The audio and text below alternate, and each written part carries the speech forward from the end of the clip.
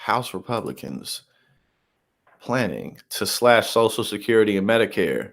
Oh, how surprising. They've never done this before. They never do this. Republicans are never trying to cut social programs. Oh my God. No, I'm just kidding. They do this all the fucking time.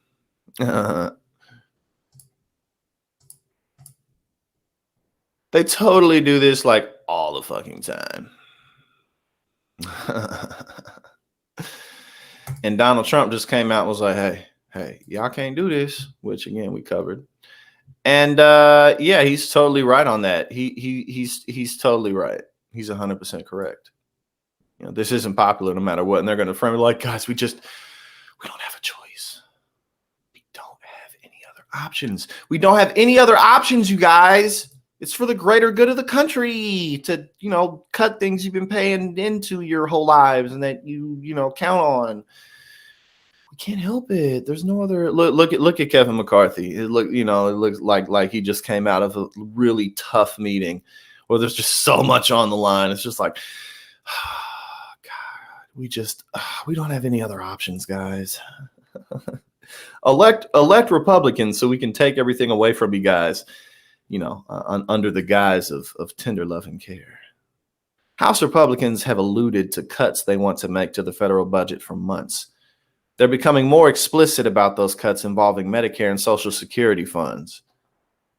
They indicated that they're willing to leverage raising the debt ceiling to secure cuts. Not raising the ceiling cloud spells financial disaster. I mean, this is literally the same shit. Like, there's nothing different about this any other time you ever see it. It's the same shit. Like, there's literally nothing else to say. Oh, where'd it go? Oh, I was looking on shit. I thought it was something else. It was something else up on the screen. Never mind. Okay. After being evasive about their plans for entitlement programs like Social Security and Medicare in the months leading up to the midterms, the House GOP has begun to confirm its intention to cut spending on both. That's according to the Washington Post's Tony Rahm, who reported that Republican lawmakers are willing to use the debt ceiling as a bargaining chip in order to get the Biden administration to cave on spending cuts to Medicare and Social Security. Failing to raise the debt ceiling by the summer could cause the U.S. to default on its debt for the first time in history, the consequences of which will be dire. Same old story. Oh, we're not going to raise it. Yeah, you will.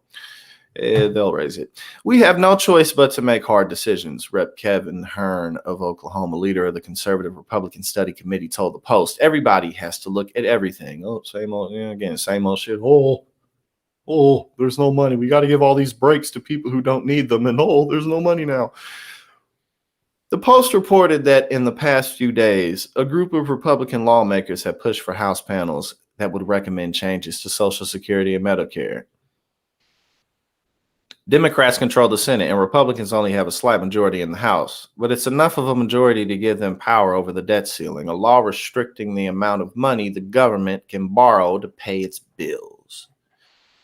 And that's on top of the leverage that the most conservative members of the party have on the recently elected Speaker of the House, Rep. Kevin McCarthy. Conservative holdouts kept the vote for Speaker going a historically long time, and reports suggest that the concessions McCarthy made included promoting cuts to entitlement programs. And that's another thing I was laughing about while Kevin McCarthy, struggled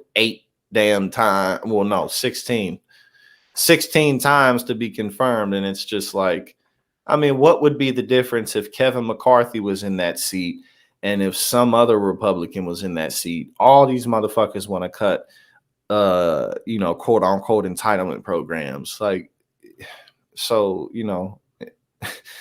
Additionally, Republicans have proposed converting Medicaid and Affordable Care Act subsidies to block grants, which would cut spending by $3.6 trillion over 10 years.